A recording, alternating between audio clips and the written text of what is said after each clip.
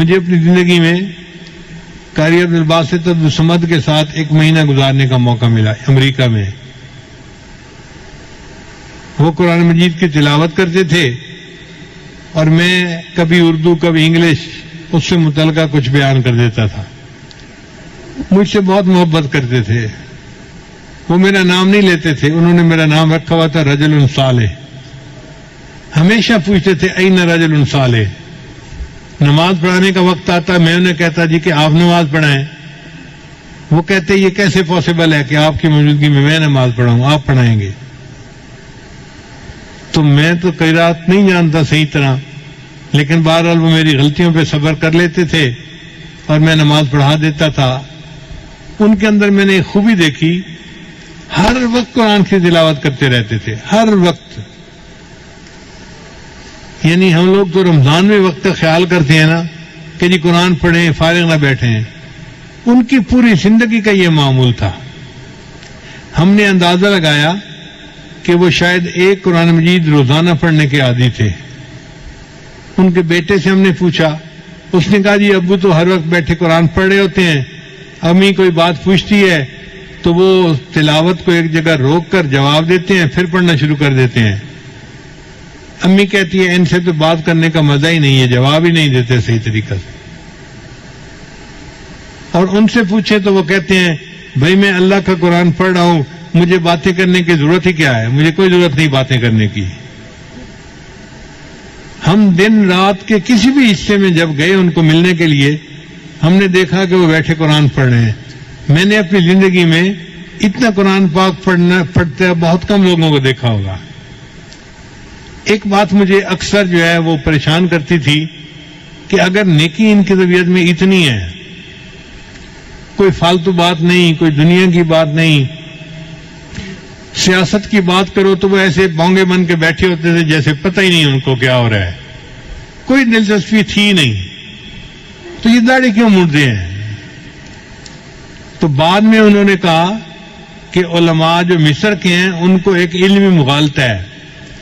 وہ داڑھی کو سنت نہیں سمجھتے یا واجب نہیں سمجھتے جس طرح ہم سمجھتے ہیں. وہ سمجھتے ہیں کہ داڑھی اس لیے رکھی جاتی ہے کہ مرد اور عورت کے درمیان فرق ہو سکے، دیکھنے سے پتہ چلے یہ مرد ہے اور جس کی داڑھی نہیں یہ عورت ہے.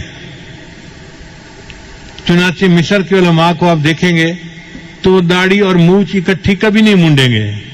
کوئی عالم آپ کو ایسا نہیں ملے گا جو مونچھ بھی مونڈتا ہو اور داڑھی بھی مونڈتا ہو. وہ داڑھی مونڈیں گے تو مونچھ ضرور رکھیں گے، اور وہ کہتے ہیں کہ جی مونچھوں کے رکھنے سے پتہ چل جاتا ہے یہ عورت نہیں ہے تو داڑھی کا مقصد پورا ہو گیا. شاید یہی مغالطہ علامہ اقبال کو بھی لگا ہوگا، ورنہ اس کے اندر تو ایمان بہت مضبوط تھا، لیکن داڑھی جو شیو کرتا تھا وہ اسی علمی مغالطے کی وجہ سے کرتا ہوگا. اس لیے مصر میں جو مفتی اعظم ہوتا ہے وہ بھی داڑھی منڈا ہوتا ہے. تو یہ علمی مغالطہ ہے جو ان علماء کو لگا.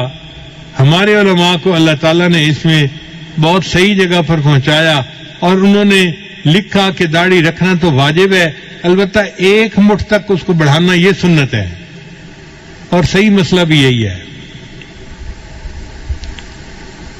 تو بہرحال ان کی ہم نے قرات مختلف موقعوں پہ سنی. ایک دفعہ ہم نے ایک جگہ کھانا کھایا تو ایک ہمارے دوست تھے، وہ قاری صاحب کو کہنے لگے کہ آج سورہ الرحمن کی تلاوت سنائیں. ہمیں برا لگا کہ لوگ ایسے ہی فرمائشیں کر دیتے ہیں، پتہ نہیں دوسرے کی طبیعت بحال ہے یا نہیں، فریش ہونا بھی تو ضروری ہوتا ہے نا. لیکن قاری صاحب سنبھل کے بیٹھ گئے اور انہوں نے سورہ الرحمن کی تلاوت کی اور دل خوش ہو گیا. کیا اللہ نے ان کو آواز عطا کی تھی. ہم تو پاس بیٹھ کے سنتے تھے نا ایسے. جو آپ کیسٹوں میں سنتے ہیں وہ ہم پریکٹیکلی ان کے پاس بیٹھ کے سنتے تھے. تو میں اللہ کے اس جو ہے وہ نعمت پہ حیران ہوتا تھا، یا اللہ آپ نے ان کو کیسی مترنم آواز دی ہے، کیسا گلا دیا ہے جو قرآن مجید کو اتنا خوبصورت طریقے سے پڑھتا ہے. نبی صاحب نے ارشاد فرمایا تم قرآن مجید کو مزین کر کے پڑھو، یعنی اچھے طریقے سے پڑھو. واقعی انہوں نے حق ادا کر دیا.